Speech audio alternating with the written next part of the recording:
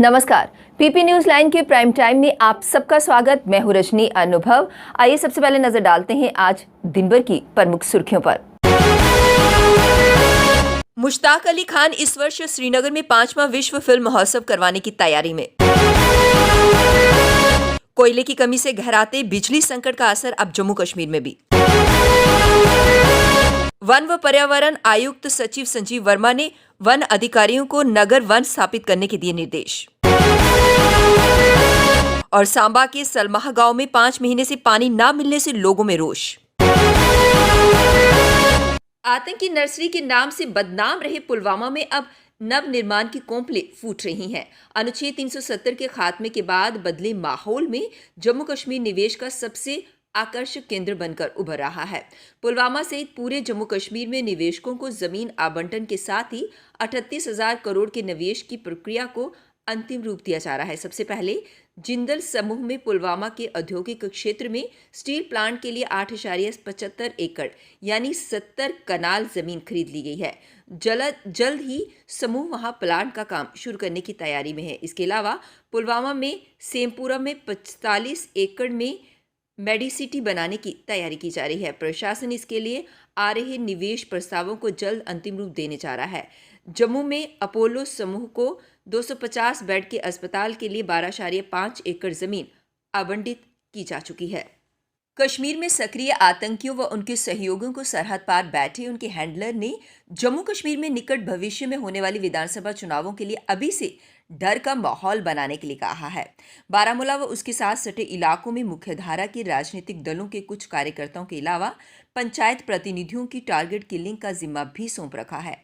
आपको बता दें कि करीब 10 दिन पूर्व पट्टन के गोशबुक इलाके में आतंकियों ने सरपंच मंजूर अहमद बांगरू की हत्या की थी। सुरक्षा बलों के दबाव और जम्मू कश्मीर में आगामी विधानसभा चुनाव के लिए सियासी गतिविधियां तेज देख आतंकी और उनके पाकिस्तान में छिपे आकाओं में हताश साफ नजर आने लगी है। जम्मू ही नहीं, कश्मीर में भी शांतिपूर्ण माहौल में सब कुछ होते हुए आतंकी संगठनों की बौखलाहट इतनी बढ़ गई है कि इसमें खलल डालने के लिए उन्होंने पंचायत प्रतिनिधियों की हत्या की साजिश रची है। इसके लिए आतंकी संगठनों ने कश्मीर में अपने अलग अलग मॉड्यूल सक्रिय कर दिए हैं। इसका पर्दाफाश गत मंगलवार को उत्तरी कश्मीर में बारामूला जिले के पट्टन में जैश-ए-मोहम्मद के एक ऐसे ही एक मॉड्यूल के 3 आतंकियों की गिरफ्तारी के बाद हुआ। गर्मी बढ़ने के साथ ही पहाड़ों पर बर्फ पिघलनी शुरू हो गई है। ऐसे में सीमा पार पाकिस्तान अधिकृत जम्मू कश्मीर की नीलम घाटी में 3 लॉन्चिंग पैड पर 100 से 150 आतंकी घुसपैठ के लिए तैयार हैं। बदली हुई परिस्थितियों में श्रीनगर से 140 किलोमीटर दूर केरन सेक्टर में घुसपैठ रोकने की सेना के लिए चुनौतियां बढ़ गई हैं। खुफिया विभाग को मिली जानकारी के अनुसार उस पार 500 से 600 आतंकी विभिन्न लॉन्चिंग पैड पर सक्रिय हैं। ये सभी बर्फ पिघलने का इंतजार कर रहे हैं। इस इनपुट के बाद नियंत्रण रेखा पर चौकसी बढ़ा दी गई है। पहाड़ियों से लेकर जंगलों में पेट्रोलिंग बढ़ाई गई है। सेना भी मानती है कि बर्फ पिघलने के बाद जब पहाड़ियों पर हरियाली छा जाती है और घुसपैठ के रास्ते खुल जाते हैं तो चौकसी बढ़ानी पड़ती है। कोयले की कमी से महाराष्ट्र, कर्नाटक, पंजाब, उत्तर प्रदेश और आंध्र प्रदेश में गहराते बिजली संकट का असर अब जम्मू कश्मीर में भी होने लगा है। बिजली कटौती से लोगों और उद्योगपतियों को हो रही परेशानियों को दूर करने के लिए प्रदेश प्रशासन सक्रिय हो गया है, लेकिन बाजार में बिजली की कमी के चलते सफलता नहीं मिल पा रही है। मौजूदा परिस्थितियों में देश में 173 ताप विद्युत संयंत्रों में से 100 कोयले की कमी से बंद हो चुके हैं या फिर उनमें उत्पादन नाम मात्र रह गया है। देश के अन्य राज्यों में मांग के आधार पर 30 से 40% बिजली कटौती हो रही है, जबकि जम्मू कश्मीर में ये 20 से 22% के आसपास है। अगले चंद दिनों में बारिश होने से नदियों में जलस्तर बढ़ने और केंद्र सरकार द्वारा ताप संयंत्रों में कोयले की आपूर्ति को सुनिश्चित बनाए जाने से अगले 1 सप्ताह तक मौजूदा बिजली संकट खत्म होने की उम्मीद है। कश्मीर वर्ल्ड फिल्म फेस्टिवल के 4 सफल आयोजकों ने के बाद अब मुश्ताक अली खान इस वर्ष जुलाई-अगस्त में श्रीनगर में 5वां विश्व फिल्म महोत्सव करवाने जा रहे हैं। इसकी तैयारियां शुरू हो गई हैं। मुश्ताक अली ने पहला कश्मीर विश्व फिल्म महोत्सव 2017 में करवाया था। मुश्ताक अली खान ने बताया कि इस आयोजन का मुख्य उद्देश्य घाटी के फिल्म निर्माताओं को एक अंतर्राष्ट्रीय मंच प्रदान करना है। इस आयोजन का एक उद्देश्य ये भी है कि दुनिया भर से और भारत के सभी हिस्सों से कश्मीर में आम जनता विशेषकर युवाओं के लिए विश्व स्तर की फिल्मों को प्रदर्शित किया जा सके ताकि घाटी में फिल्म देखने की संस्कृति को विकसित किया जा सके। उपराज्यपाल मनोज सिन्हा ने प्रदेश के सभी आवश्यक मौलिक सुविधाओं से लैस किफायती समावेशी रूप से टिकाऊ आवासीय सुविधा के निर्माण के लिए अन्य शहरों की मॉडल का अध्ययन करने पर जोर दिया। उन्होंने कहा कि लोगों के जीवन स्तर और सार्वजनिक सेवा वितरण प्रणाली में सुधार के लिए व्यवहारिक योजनाएं व प्रभावी उपाय लागू होने चाहिए। उपराज्यपाल ने श्रीनगर में होने जा रहे रियल एस्टेट शिखर सम्मेलन की तैयारियों पर नागरिक सचिवालय में अधिकारियों के साथ मंगलवार को बैठक ली। प्रदेश में अपनी तरह का ये दूसरा रियल एस्टेट शिखर सम्मेलन संभवतः अगस्त में श्रीनगर में डल झील किनारे स्थित शेरे कश्मीर इंटरनेशनल कन्वेंशन सेंटर में होगा। पहला सम्मेलन बीते साल दिसंबर में जम्मू में हुआ था। इसमें प्रदेश प्रशासन ने देश की नामी रियल एस्टेट कंपनियों के साथ लगभग 18,300 करोड़ रुपए के निवेश से संबंधित 90 MOU पर हस्ताक्षर किए थे। अब वक्त हो चला एक ब्रेक का, मिलते हैं ब्रेक के बाद। मजबूती की पहचान ACC cement, messrs Bishandas Jaswal and sons, authorised stockist, ACC cement, 45 transport Nagar, Jammu.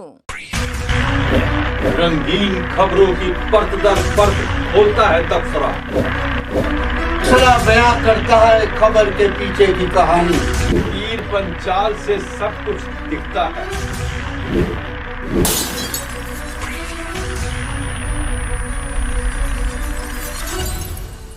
Break के बाद बढ़ते हैं अगली बड़ी खबर की तरफ।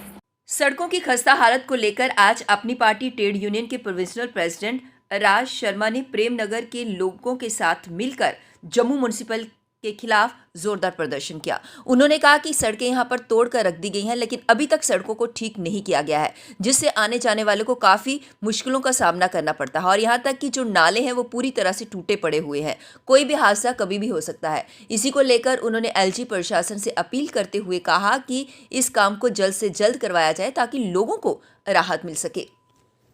महीने हो गए हैं, नाला भी है, आपने देखा होगा सरिये निकले हुए हैं, रात को लाइट्स नहीं होती, बच्चे निकलते हैं, गिरते हैं, चोट लगती है। और कम से कम 2 या 4 दुकानें यहाँ टोटली बंद हो गई हैं जो बेचारे रेंट पे थे। अब रेंट पे जिन्होंने ली हुई है, अगर सामने फुटपाथ आप तोड़ दोगे, काम ही नहीं चलेगा तो कैसे होगा।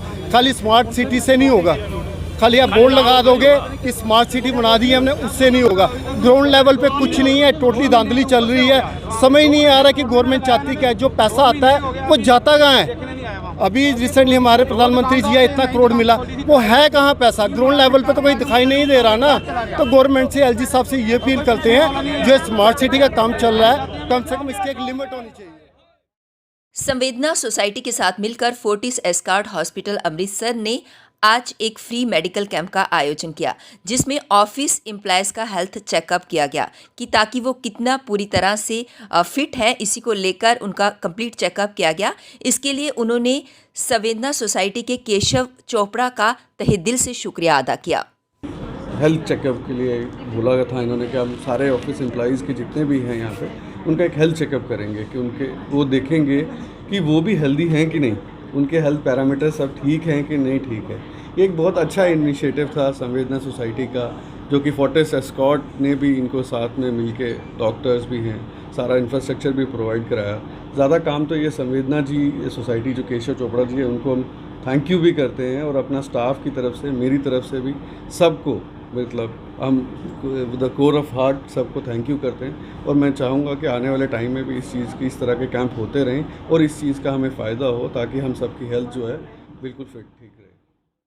कांग्रेस के कार्यकारी जिला अध्यक्ष बब्बल गुप्ता ने बिजली कटौती को लेकर विजयपुर में प्रदर्शन किया। उन्होंने कहा कि पिछले 30 सालों से बिजली की समस्या थी, लेकिन ऐसा नहीं था कि बिजली आती ही नहीं थी, लेकिन अब तो बिजली आती ही नहीं है, जिससे लोगों को काफ़ी दिक्कतों का सामना करना पड़ रहा है। उन्होंने कहा कि बिजली अघोषित बिजली कटौती और उसके बाद बिजली का पूरी तरह से गुल हो जाना लोगों के लिए समस्या का कारण बना हुआ है। हमने भेजा है मेमोरेंडम कि हमारा जो मसला जो 1 हफ्ते के अंदर हल होना चाहिए। किस तरह से प्रॉब्लम है? प्रॉब्लम ही प्रॉब्लम है। प्रॉब्लम होती है कि एक चीज़ मिल रही है, थोड़ी मिल रही है, जहाँ तो प्रॉब्लम ही प्रॉब्लम है। जहाँ जो बिजली जो है, मैं कहता हूँ कि 2 घंटे इन्होंने कहा था कि 2 घंटे हम देंगे, 2 घंटे बंद करेंगे, वो भी लोगों ने मान लिया। लेकिन लोग मानते नहीं, लेकिन फिर भी लोगों ने माना। पहले पिछले दवा 4 घंटे आती थी, 2 घंटे बंद रहती, लेकिन अब 2 घंटे आती है, 2 घंटे बंद रहती। जो 2 घंटे आती है वो भी रेगुलर नहीं आ रही, जिसकी वजह से समस्या। पानी और बिजली की समस्या को लेकर अब सामने आया है बच्चा बिजली आंदोलन। जी हाँ, छोटे छोटे बच्चों ने आज आंदोलन छेड़ दिया। उन्होंने कहा कि बिजली ना होने की वजह से, पानी नहीं होने की वजह से ना तो वो अच्छे से सो पाते हैं, ना ही पढ़ पाते हैं और ना ही खा पी सकते हैं। इसके लिए उन्होंने एलजी प्रशासन से मांग करते हुए कहा कि उनकी मांग को जल्द से जल्द पूरा किया जाए, ताकि ये छोटे छोटे जो बच्चे हैं वो राहत की सांस ले सकें, उन्हें पढ़ाई में कोई रुकावट ना आए। साथ ही साथ उन्होंने चाइल्ड वेलफेयर कमेटी से भी अनुरोध किया कि उनकी इस समस्या का समाधान किया जाए। मैं पांडे एलजी साहब से रिक्वेस्ट करती हूँ कि हम बच्चों की बड़ी प्रॉब्लम है, उसकी वजह से ना हम स्कूल जा पाते हैं, ना खाना खा सकते हैं, ना रात को सो सकते हैं, लाइट ही नहीं होती है। मेरी एलजी साहब से रिक्वेस्ट है कि वो हमको अपने घर का एड्रेस दें, उधर आके रह लेंगे, उधर हमको पानी मिलेगा और लाइट भी मिलेगी। मैं एलजी साहब, मैंने आपके लिए एक पॉइंट वेट में सुनाऊंगी। हम छोटे छोटे बच्चे हैं, दांत हमारे कच्चे हैं, हम भी लड़ने जाएंगे, सीने पे गोली खाएंगे, मर जाएंगे, मिट जाएंगे, भारत की शान बजाएंगे। हमको लाइट दे दो, पानी दे दो। मैं चाइल्ड वेलफेयर कमेटी से भी रिक्वेस्ट करती हूँ कि वो भी हमारा साथ दे। Thank you. हमारी ये प्रॉब्लम है कि हम रात को ना सो पाते बिजली की वजह से, ना उठ पाते जल्दी। फिर रात को जब नींद थोड़ी लेट आती, फिर हम ना पढ़ सकते, ना स्कूल लेट पहुंचते हैं, ना हम नहा भी नहीं पाते। हमारा ये कहना कि बस बिजली पानी की प्रॉब्लम। सांबा के सलमाह गांव में 5 महीने से पानी की सप्लाई ना आने को लेकर लोगों ने जल शक्ति विभाग के खिलाफ प्रदर्शन किया। उन्होंने कहा कि बार बार विभाग से बात की जाती है, लेकिन उनकी बात को अनसुना किया जाता है। उन्होंने कहा कि अगर हैंडपंप की बात करें तो पिछले 3 साल से हैंडपंप खराब है और यहाँ पर पानी का एक कतरा भी नहीं मिला। और अगर गांव की बात करते हैं तो पिछले 5-6 महीनों में पानी नहीं मिल रहा, जिससे लोगों को काफ़ी दिक्कतों का सामना करना पड़ रहा है। इसी को लेकर उन्होंने जल शक्ति विभाग के खिलाफ जोरदार प्रदर्शन किया। डिस्ट्रिक्ट सांबा में उसको आज 15 दिन से लगातार मैं पंच होने के नाते उनको फ़ोन कर रहा हूँ। वो बोलता है आ जाऊँगा कल आऊँगा, आ जाऊँगा कल आऊँगा, ऐसे ऐसे करके चला जाता है। हमें नहीं पता वो पैसे लेके पॉइंट डालता है, तभी तो हमारे गांव में नहीं आ रहा। वो 12 दिन से हम लोग इतने परेशान हैं, कम से कम पानी एक बूंद बूंद के लिए तरस रहे हैं। ये जो गांव के लोग खड़े हैं, ये कपड़े धोने के लिए दरिया में जाते हैं।